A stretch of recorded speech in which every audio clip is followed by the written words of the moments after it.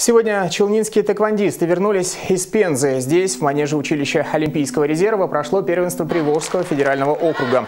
В нем приняли участие спортсмены из Саратовской, Ульяновской, Оренбургской областей, Башкирии, Мордовии и Татарстана. Всего более 160 спортсменов в возрасте от 12 до 14 лет в весовых категориях от 33 килограммов. В лидерах были в основном представители Татарстана и Башкортостана. Сборная нашей республики заняла первое общекомандное место, завоевав 13 медалей различного достоинства. Из них челнинцы привезли 7 наград, 2 из которых золотые. В этом году еще раз доказали, что наши спортсмены сильнее. В целом республика Татарстан занял первое командное место. Следующий чемпионат России это будет проходить в городе Нальчике, Кабардино-Балкарии в июне месяце. Пока время есть у ребят подготовиться. Подготовка к чемпионату России начнется с общего сбора лучших спортсменов Татарстана на тренировочном сборе.